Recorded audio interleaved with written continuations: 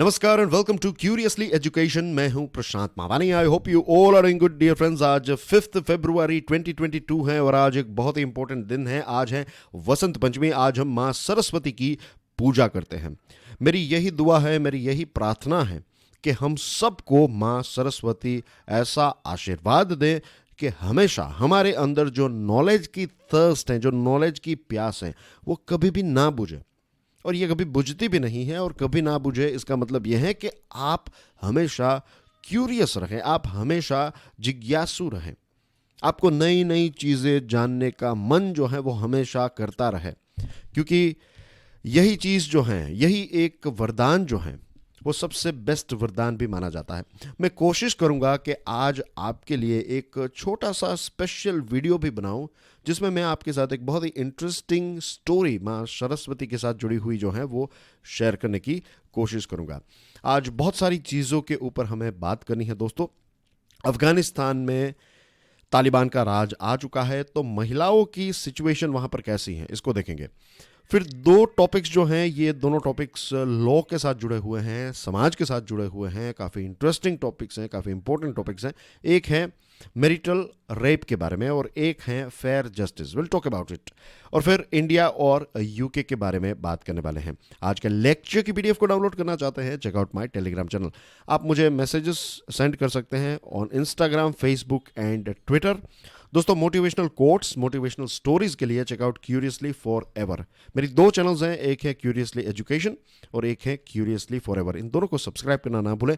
Thank you very much to all people, all students, all those curious people जिन्होंने इस channel को, इस video को अलग अलग लोगों के साथ शेयर किया। कल हमने पहला एक माइलस्टोन अचीव किया और वो है कि क्यूरियसली एजुकेशन के 1000 सब्सक्राइबर हो चुके हैं। ये अपने आप में एक बड़ा माइलस्टोन है। अभी इसकी शुरुआत की हमने 15 जनवरी को और वी आर एट 5 फरवरी और 4 फरवरी में एक्चुअली 1000 सब्सक्राइबर्स जो हैं उसके आंकड़े को हम पार कर गए।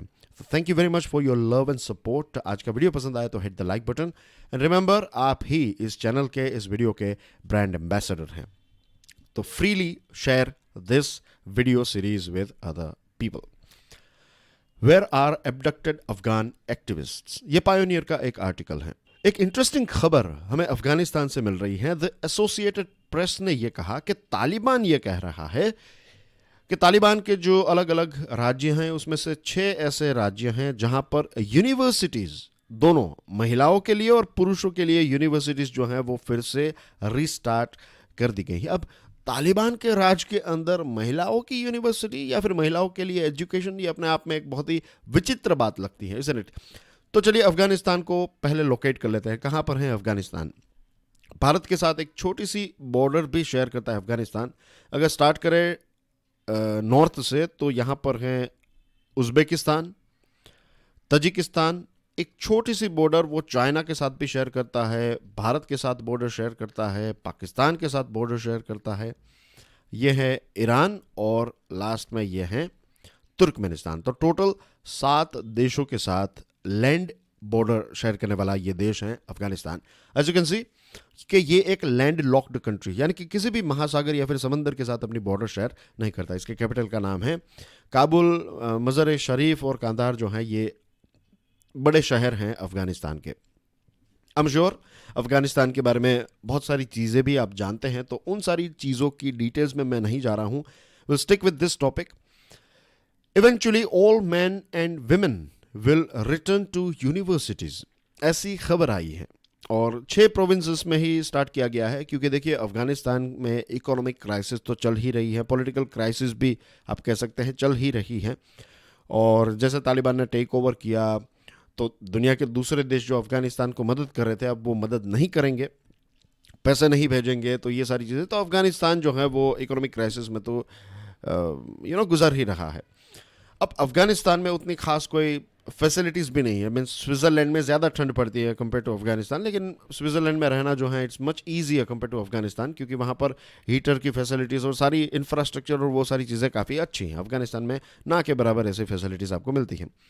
तो 6 ऐसे प्रोविंसेस हैं जो थोड़े साउथ की तरफ हैं, जहाँ पर कम ठंड पड़ती है, तो वहाँ पर यूनिवर्सिटीज़ को फिर से रीओपन किया गया है, ऐसा तालिबान का कहना है। को एजुकेशन सवाल ही पैदा नहीं होता, अलाउड ही नहीं है।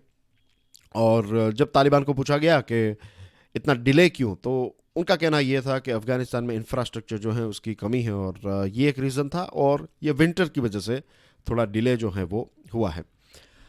अब 2004 के बाद अफगानिस्तान में एक नया कॉन्स्टिट्यूशन आया।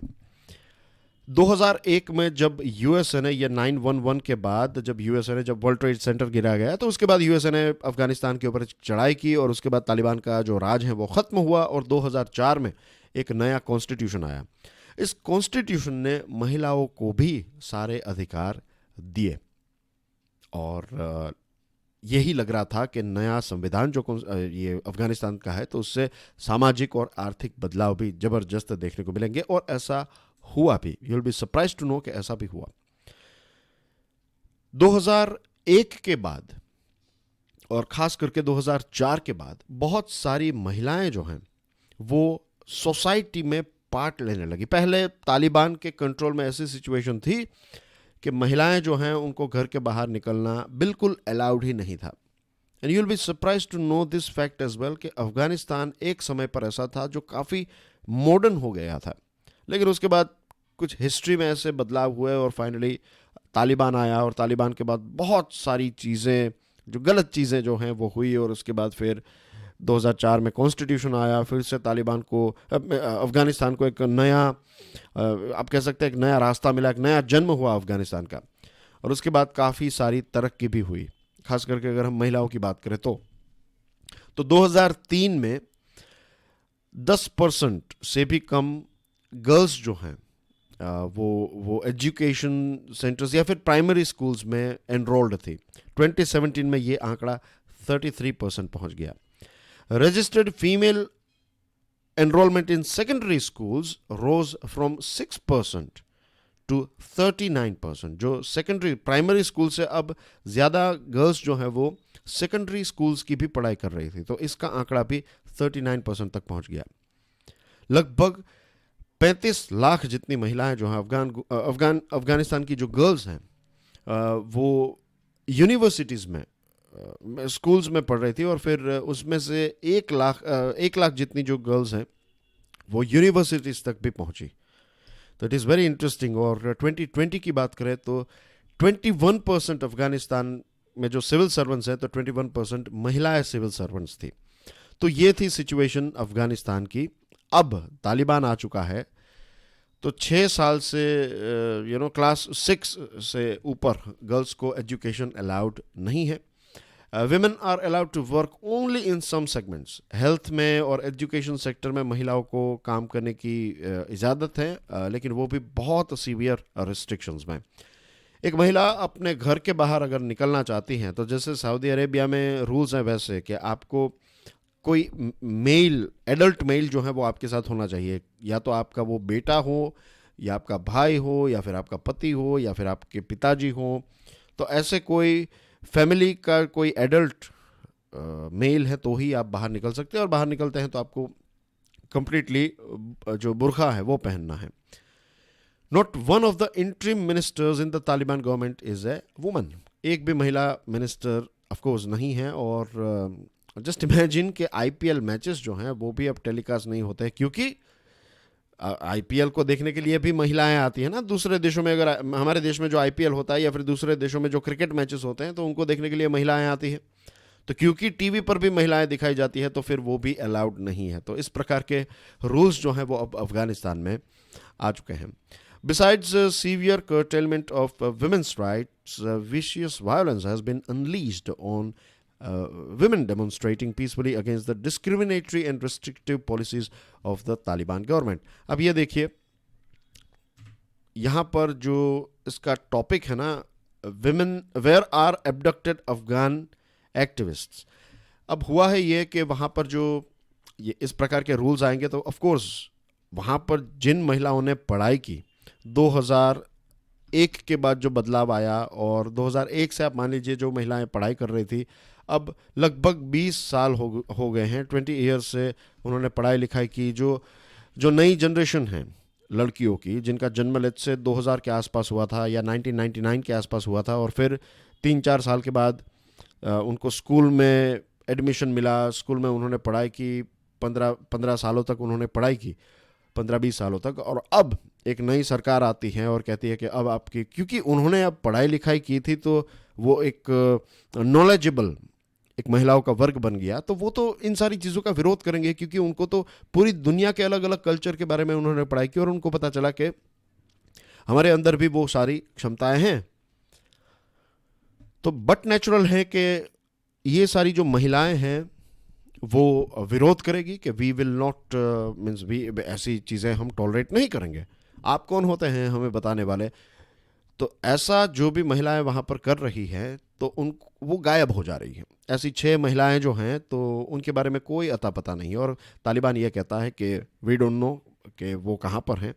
और तालिबान के एक व्यक्ति जो हैं उन्होंने एक स्टेटमेंट में ये भी बताया कि तालिबान के पास ये अधिकार है कि अगर कोई तालिबान के खिलाफ या फिर सिस्टम के खिलाफ कोई भी आवाज़ उठाता है तो उनको अरेस्ट और डिटेन भी किया जाता है या फिर किया जा सकता है। तो you can see this thing कि वहाँ पर महिलाओं की जो सिचुएशन है वो बहुत ही डेंजरस है अफगानिस्तान में। Moving on to next topic dear friends, लेकिन उससे पहले जो मैंने प्रश्न पूछा था मैनेजमेंट वर्सेस एडमिनिस्ट्रेशन, तो आप में से बहुत सारे स्टूडेंट्स ने इसमें पार्ट लिया है। परी, दुर्गेश, कृति, राहुल, अमृता, आलम, कौस्तुभ, निकिता, सस्मिता, प्राची, उत्कर्ष, मयंक, संदीप, निहारिका, नव, शिल्पा, जगदीश, आशुतोष, इतने सारे स्टूडेंट्स ने अपने आंसर्स लिखे हैं। मैंने आपके आंसर्स भी पढ़े, और मैं एक चीज़ यहाँ पर ऐड करना चाहता हूँ, एक क्लैरिफिकेशन देना चाहता हूँ इस पर्टिकुलर क्वेश्चन को लेकर। इसका आंसर क्या हो सकता है? देखिए, मेरी अंडरस्टैंडिंग ये कहती है कि एडमिनिस्ट्रेशन जो है, मीन्स आप में से बहुत सारे लोगों ने लिखा है लेवल के बारे में कि टॉप लेवल में एडमिनिस्ट्रेशन, बॉटम या फिर लो लेवल पर, मिडिल लेवल पर मैनेजमेंट। ऐसा नहीं है। एडमिनिस्ट्रेशन जो है उसका नेचर ऐसा है, कुछ इस प्रकार का है। आप देखिए, यहां पर एक टॉप लेवल पर एक व्यक्ति बैठा है, उसके नीचे 3 लोग हैं, 1, 2 और 3। 1, 2, 3 के नीचे भी 2 लोग हैं, एक के नीचे ए बी है, एक के नीचे सी डी है, एक के नीचे ई एफ है। तो टॉप लेवल पर जो व्यक्ति है वो कुछ ऑर्डर करेगा या फिर वो बताएगा कि हमें ऐसा करना चाहिए, तो फिर वो चीज़ 1 को फॉलो करनी है, 2 को फॉलो करनी है, 3 को फॉलो करनी है। फिर ये 1 जो है वो मेक श्योर करेगा या फिर करेगी कि ए और बी जो है वो जो भी 1 ने बताया है वो फॉलो करे। लेकिन इवेंचुअली किसने बताया? वो टॉप पर बैठा जो भी व्यक्ति है उसने वो रूल बनाया है या फिर वो डिसीजन लिया है, तो उसको इम्प्लीमेंट करवाया। तो आज भी एडमिनिस्ट्रेशन शब्द जब हम कहते हैं तो it's more like top down. इसको क्या कहते हैं? Top down. एक बहुत ही इंपॉर्टेंट कॉन्सेप्ट है ये। वैसे एक बहुत ही इसके ऊपर मैनेजमेंट की थियरीज भी, मीन्स काफ़ी सारी डिस्कशन और केस स्टडीज हो सकते हैं, लेकिन हमारे पास उतना वक्त भी नहीं है। मैं बहुत ही ब्रीफली आपको बता रहा हूँ कि टॉप डाउन अप्रोच जहाँ पर भी आपको दिखे तो that is called more like administration.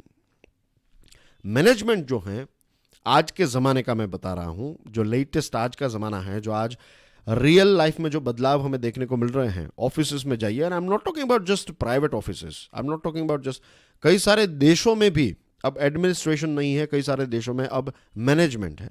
तो यहाँ पर देखिए कि कुछ इस प्रकार का आपको देखने को मिलेगा। ऐसा नहीं है कि इसमें कोई बॉस नहीं है, आपको कोई ना कोई लीडर तो चाहिए ही, कि इस प्रकार की ऑफिस का आपको सिनारियो देखने को मिलेगा कि यहाँ पर मैनेजर जो है, यू डोंट नो, ये जो महिला हैं she would be a manager, लेकिन इसके लिए, इस महिला के लिए, या फिर ये कंपनी की मालिक भी हो सकती है, सीईओ या फिर founder of this particular company. लेकिन सभी लोग जो हैं वो एक ही लेवल पर बैठते हैं, किसी के लिए कोई स्पेशल ऑफिस नहीं है। हाँ, कॉन्फ्रेंसेस और मीटिंग्स के लिए कुछ रूम्स हो सकते हैं, लेकिन जनरली एक साथ लोग जो हैं वो बैठते हैं। तो इसका आज के ज़माने का जो मैनेजमेंट है वो कुछ इस प्रकार का नज़र आता है कि कंपनीज जो हैं वो कुछ इस प्रकार से काम करने की कोशिश करती हैं कि हर कोई एक प्लेटफॉर्म पर हो और टॉप डाउन जो है वो नहीं, या फिर टॉप डाउन या फिर डाउन अप, जो बॉटम अप कहते हैं वो भी नहीं। हर कोई जो है वो एक लेवल पर रहकर काम करने की कोशिश करता है। इसका मतलब यह नहीं है कि कोई कंपनी का मैनेजर नहीं है, जैसे मैंने आपको बताया मैनेजर भी होते हैं, ओनर्स भी होते हैं, लेकिन काम करने का तरीका जो है वो फ्लैट होता है, वो लीन होता है। तो ये एक सबसे बड़ा डिफरेंस है। आई होप ये चीज़ आपको समझ में आ गई होगी। अब बात करते हैं नेक्स्ट टॉपिक के बारे में। इसका नाम है sex and violence, the Hindu का ये article. It's about marital rape, यानी कि हस्बैंड ने वाइफ का रेप किया। अगर ऐसा कोई केस है, अगर ऐसा कोई इंसिडेंट होता है, तो इसको लेकर रूल्स एंड रेगुलेशंस होने चाहिए। इसके साथ जुड़ा हुआ ये आर्टिकल है। अभी दिल्ली हाई कोर्ट में यूनियन गवर्नमेंट ने ये कहा है कि हम देखेंगे कि 5 साल पहले जो हमने कहा था और आज हमारा जो स्टैंड है इस चीज़ को लेकर, उसके बारे में हम सोचेंगे। 2016 की बात है, जब 2016 में गवर्नमेंट ने जब मैरिटल रेप के कॉन्सेप्ट के बारे में या फिर इसके साथ जुड़ा हुआ एक लॉ बनाने के बारे में जब बात आई, तो सरकार ने यह कहा कि this cannot be applied to the Indian context due to various factors like level of education और illiteracy, poverty, marriage social customs and values, religious beliefs, and the mindset of the society to treat marriage as sacrament. Basically 2016 में सरकार ने यह कहा कि ये जो marital rape का कॉन्सेप्ट बहुत सारे देशों में है, तो वो भारत में अप्लाई नहीं किया जा सकता, क्योंकि हमारे रीति रिवाज, हमारी जो सिस्टम है वो थोड़ी अलग है। दूसरी चीज़, 2017 में गवर्नमेंट ने इस चीज़ का विरोध किया था कि जो सेक्शन 375 है आईपीसी का, इंडियन पिनल कोड का, उसमें यह है कि एक स्टैट्यूटरी एक्सेप्शन मिलता है कि अगर एक पुरुष जो है, व्हेन आई से पुरुष I am talking about husband और वाइफ है, और अगर हस्बैंड वाइफ का रेप करता है और अगर वो जो वाइफ है उसकी एज 18 या फिर उससे ज़्यादा है, तो फिर उसको रेप नहीं माना जाएगा। तो ये जो एक चीज़ है, इसका विरोध किया था सरकार ने, कहा था कि इसको रिमूव, जो ये जो स्टैट्यूटरी एक्सेप्शन है, इस एक्सेप्शन को हम रिमूव नहीं कर सकते। अब 5 साल के बाद दिल्ली हाई कोर्ट में सरकार ने जो कहा है कि हम इसको फिर से दोबारा देखेंगे, तो लगता है कि इसके ऊपर कुछ बदलाव शायद आ सकता है। Now the thing is dear friends कि ये एक ऐसा टॉपिक है जिसका अभी तो कोई फाइनल आंसर नहीं है। इसके बारे में हम कुछ दूसरी चीज़ों को समझने के मीन्स कुछ दूसरी चीज़ों को समझे तो शायद हम इसको थोड़ा अच्छी तरीके से समझ सकते हैं। देखिए, हस्बैंड और वाइफ के बीच में सेक्सुअल रिलेशन जो है, that's a very basic thing, right? That is part of marriage. अब मैरिज के आप पार्ट बन गए, लेकिन आपका जो एक खुद का जो सेल्फ है, राइट, एक हस्बैंड है और एक वाइफ है, तो भले ही वो शादी के बंधन से एक दूसरे के साथ जुड़े हुए हैं, लेकिन हस्बैंड की भी एक लाइफ है और वाइफ की भी एक लाइफ है। फॉर वॉट एवर रीज़न, अगर किसी भी रीज़न से अगर husband is not happy with the wife, या फिर उस टाइम पर या फिर कुछ समय के बाद, लेट्स से कि he does not want to have any sexual relationship with his wife, तो ये उनकी चॉइस है। अब ये दोनों कैसे सोल्व करेंगे, ये दोनों का प्रॉब्लम है। Same thing goes with the wife as well. अगर महिला को पसंद नहीं है इस पुरुष के साथ रहना, तो that is her personal choice, right? अब मैरिज में इसके क्या इम्पैक्ट आएंगे वो इन दोनों को देखना पड़ेगा। इसमें मैं और आप कुछ नहीं कह सकते, क्योंकि हर एक व्यक्ति जो है वो अलग व्यक्ति है, उनका रिएक्शन कैसा होगा we cannot say. I hope this is, ये कुछ बेसिक चीज़ें, हम इसके ऊपर ऐसे कुछ पॉइंट्स के ऊपर हम एग्री कर सकते हैं। अब अगर आप किसी को, लेट्स से हस्बैंड वाइफ हैं, तो आप किसी के, अगर हस्बैंड जो है वो वाइफ के ऊपर हाथ उठाता है, तो दैट इज़ ए क्राइम। हमारे देश में ये डोमेस्टिक वायलेंस का क्राइम बनता है। Same thing goes with a wife as well. Wife अगर हस्बैंड के ऊपर हाथ उठाती हैं तो वो भी क्राइम ही बनता है। डोमेस्टिक वायलेंस में ऐसा नहीं है कि male on female, female on male भी होता ही है, ऐसे केसेस भी हमें देखने को मिलते हैं। अब प्रॉब्लम यह है कि आप इस चीज़ को प्रूव कैसे करोगे कि हस्बैंड ने वाइफ का रेप किया है। That's the most challenging part of it.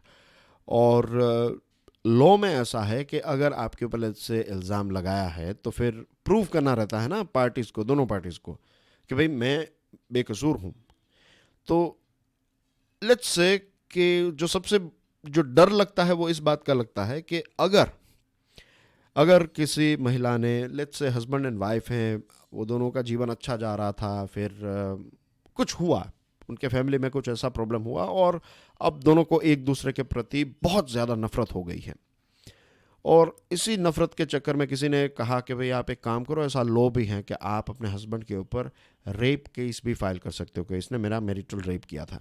अब वो प्रूव जब होगा तब प्रूव होगा, नहीं होगा दैट्स अ डिफरेंट थिंग, लेकिन अगर ऐसा केस फाइल कर दिया और जेन्युइनली अगर उस व्यक्ति ने ऐसा नहीं किया है तो फिर उसकी हालत क्या होगी, जस्ट इमेजिन। तो ये एक चिंता का विषय है, and I am sure law के जो एक्सपर्ट्स हैं, I am not an expert in law, मैं जनरलिस्ट आप कह सकते हैं, राइट, कि एक करंट अफेयर्स के ऊपर अच्छी ग्रिप है, लेकिन लॉ जो है it's, as we all know, उसका एक डेडिकेटेड सब्जेक्ट है, और दुनिया के सबसे बेस्ट नियम इस चीज़ के साथ कैसे जुड़े हुए हैं हमारे देश में, हम कैसे कस्टमाइज्ड करके इसको इम्प्लीमेंट कर सकते हैं, तो इसके बारे में, इस दिशा में गवर्नमेंट को जो है वो सोचना चाहिए। अब देखते हैं कि इसके ऊपर क्या होता है। एक बहुत ही इंपॉर्टेंट टॉपिक है, अब इसका कोई एंड कंक्लूजन नहीं निकला है, तो इसीलिए हम इस चीज़ को यहाँ पर ही छोड़ देते हैं, ठीक है।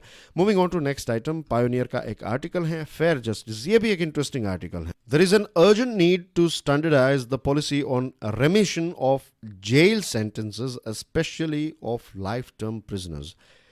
बहुत सारे लोग ऐसे होते हैं जिनको आजीवन कारावास की सज़ा मिलती है, लेकिन 10 साल के बाद, 15 साल के बाद उस व्यक्ति के अंदर एक ज़बरदस्त बदलाव आ जाता है, एक ज़बरदस्त परिवर्तन उस व्यक्ति का हो जाता है। क्रिमिनल जो है वो एक प्रकार से संत बन जाता है। ऐसे बहुत सारे एग्जाम्पल्स हैं। एक कहानी भी मेरे पास तैयार है, मैं इसके ऊपर वीडियो और पॉडकास्ट बनाऊंगा नज़दीकी फ्यूचर में। I have recorded it as well, तो I'll bring it out for you। उस टाइम पर मैं आपको बता दूंगा, जब भी लॉन्च करूंगा आई विल टेल यू कि इस दिन मैंने वो, ये जो एक नॉट क्रिमिनल लेकिन एक व्यक्ति के अंदर बदलाव आ सकता है, उसके बारे में वो एक कहानी है। तो अब बहुत सारे ऐसे लोग हैं, बहुत सारी डॉक्यूमेंट्रीज ऐसी हैं। अगर आप तिहाड़ जेल के बारे में देखेंगे और बड़ौदा का जो जेल है, वडोदरा का जेल, तो वहाँ पर ये पहले एक्सपेरिमेंट किया गया था कि विपस्यना के माध्यम से बहुत सारे ऐसे जो हार्डकोर क्रिमिनल्स थे उनके अंदर ज़बरदस्त बदलाव आया। अब हाल ही में ये टॉपिक न्यूज़ में इसलिए है क्योंकि सुप्रीम कोर्ट ने, उत्तर प्रदेश सरकार ने जो एक नियम बनाया है रेमिशन का, रेमिशन यानी कि एक समय के बाद आप जो लोग हैं, जो क्रिमिनल हैं, या फिर क्रिमिनल नहीं मैं कहूँगा, इनमेट्स जो हैं, जो जेल में हैं, जो प्रिजनर हैं, उसको छोड़ देने का जो नियम है, उसमें उत्तर प्रदेश ने यह कहा कि एक व्यक्ति की मिनिमम एज अगर 60 ईयर तक पहुंच जाए तब वो एलिजिबल होता है, उसको बाद में मीन्स 60 ईयर्स के बाद आप उसको छोड़ सकते हैं, मीन्स तब से वो एलिजिबल हो जाता है। अब अलग अलग राज्यों के अलग अलग नियम हैं हमारे देश में, तो इस चीज़ से जो है ना, वो एक ही देश में अलग अलग ऐसे नियम होंगे तो it will become a bit of problem. दूसरी चीज़, सुप्रीम कोर्ट ने कहा है कि ये क्या कोई रिटायरमेंट पॉलिसी टाइप नियम बनाया है आपने, कि जस्ट इमेजिन कि एक 20 साल का व्यक्ति है, उसको जेल हुई है, तो उसको 40 साल जेल में रहना पड़ेगा। इस अगर उत्तर प्रदेश में वो हैं तो उसको 40 साल जेल में रहना पड़ेगा to become eligible for remission. तो इसको लेकर सुप्रीम कोर्ट जो है वो थोड़ी खुश नहीं है। अब जो क्रिमिनल्स को पनिशमेंट दी जाती है उसको कहते हैं रेट्रीब्यूटिव जस्टिस। रेट्रीब्यूटिव जस्टिस का मतलब ये होता है कि आपने गलत किया तो आपको सज़ा, आपको उसके बदले में सज़ा मिलेगी, राइट। अगर आपने कुछ गलत किया है तो क्राइम, आप जो लॉ है वो आपको नहीं छोड़ेगा, आपको अपने क्राइम की जो एक सज़ा है वो तो भुगतनी ही पड़ेगी। अब दो चीज़ें इसमें होती हैं, एक तो जो गुनहगार है उसको, जो कल्प्रिट है उसको सज़ा दी जाती है, और इनडायरेक्टली फिर जो विक्टिम है या फिर उसके परिवारजन जो हैं उसको एक प्रकार से कॉम्पनसेशन, उनको भी लगता है कि नहीं चलो इसको जेल हुई तो अच्छा हुआ, 5 साल की, 10 साल की, 15 साल की, या फिर आजीवन कारावास जब होती है तो जो विक्टिम और उनके परिवार जो हैं उनको एक प्रकार का सेटिस्फैक्शन मिलता है कि उनको न्याय मिला, कि उनके साथ गलत हुआ था तो न्याय मिला। अब कुछ ऐसे क्राइम्स हैं, राइट, उसमें हमें यही लगता है कि यार इस व्यक्ति को तो फांसी ही होनी चाहिए। जैसे निर्भया केस में जो हुआ, तो I am sure most of us will agree कि भाई ये फांसी जो है that was the best option. ये एक एग्जांपल सेट हुआ कि आप ऐसा नहीं करेंगे, या फिर ऐसा नहीं हम एक्सेप्ट एज ए सोसाइटी जो है, जुडिशरी जो है वो ऐसी चीज़ें एक्सेप्ट नहीं करेगी। लेकिन कुछ ऐसे क्राइम्स हैं जिसमें हम इसके बारे में सोच सकते हैं कि एक समय के बाद, लेट्स से 10 साल के बाद, 15 साल के बाद, अगर उस व्यक्ति के अंदर जेन्युइन बदलाव हमें देखने को मिल रहा है, अगर अब वो व्यक्ति जेल में है इतने सालों तक, और अब वो व्यक्ति जो है वो एक ऑल टुगेदर नया व्यक्ति हो चुका है। जब वो यहाँ पर आया था तब एक क्रिमिनल था, अब वो एक बहुत अच्छा इंसान बन चुका है, तो फिर ऐसे लोगों को वापस छोड़ देना चाहिए। और जेल जो होती है वो सिर्फ पनिशमेंट के लिए नहीं, जेल की अगर प्रॉपर आप डेप्थ में जाएंगे देन यू विल फाइंड कि jail is not just about punishment, jail is also about कि वहाँ पर जो व्यक्ति जाएगा वो सुधर कर वापस आएगा। लेकिन अनफॉर्चुनेटली हमारे देश में ऐसा है कि जेल में जब जाता है और बाहर निकलता है तो वो एक बड़ा भाई बनकर आता है, क्योंकि सारे क्रिमिनल्स के साथ और उनके नेटवर्क के साथ उसका वहाँ पर कांटेक्ट हो जाता है।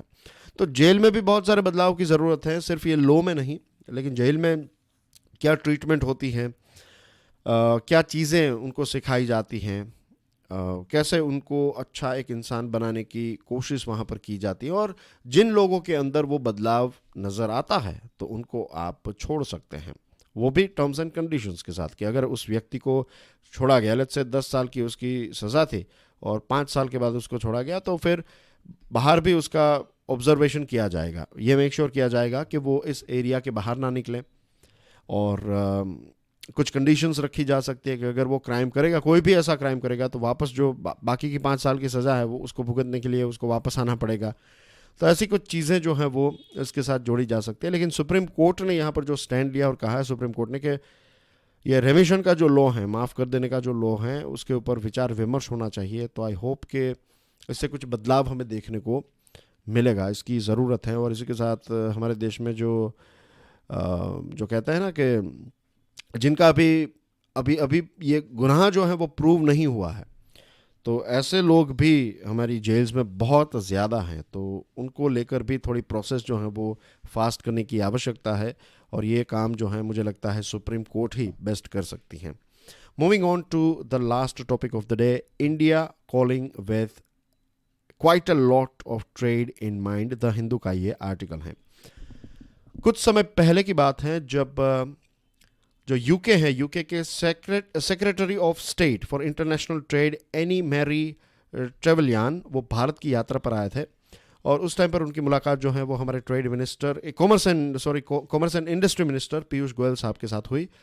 और उससे पहले, उसके 7 महीने पहले, ये जनवरी में आए थे, और उसके 7-8 महीने पहले ब्रिटेन और इंडिया के जो प्राइम मिनिस्टर्स हैं उनके बीच में एक वर्चुअल समिट हुई थी। और उस टाइम पर उन्होंने ये बताया था कि हम फ्री ट्रेड एग्रीमेंट की तरफ आगे बढ़ेंगे। लेकिन सच बताऊं तो 7 महीनों के अंदर कुछ इतना बड़ा कोई ऐसी बड़ी बात हमें देखने को नहीं मिली। इन 7-8 महीनों के बाद जो ये ट्रेवलियन, एनी मैरी ट्रेवलियन भारत में आए, तो वही सबसे बड़ा पॉइंट रहा। लेकिन अब दोनों देश ये कह रहे हैं कि हम एक fair and balanced free trade agreement की तरफ आगे बढ़ रहे हैं। फ्री ट्रेड एग्रीमेंट का मतलब ये होता है कि दोनों देशों के बीच में जो व्यापार होता है, लेट्स से कि यूके हमें 50 चीज़ें बेचता है, हम उनको 50 चीज़ें बेचते हैं, तो इन 50 चीज़ों का, या फिर 100 चीज़ें, let's say, right, make it easier, 100 चीज़ें हम यूके से खरीदते हैं, 100 चीज़ें वो हमें बेचता है।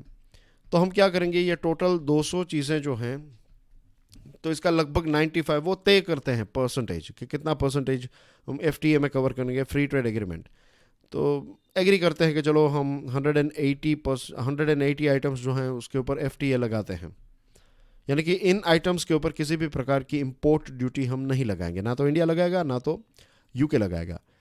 तो इससे क्या हो जाएगा, जैसे हम महाराष्ट्र से पंजाब में कोई सामान बेचते हैं या फिर गुजरात से महाराष्ट्र बेचते हैं तो कैसे कोई ड्यूटी नहीं लगती, वैसे ही दो देशों के बीच में ट्रेड जो है वो बहुत ईजी हो जाता है। तो यही कोशिश कर रहे हैं दोनों देश के 2030 तक दोनों देशों के बीच में जो व्यापार है वो $100 बिलियन तक पहुंच जाए।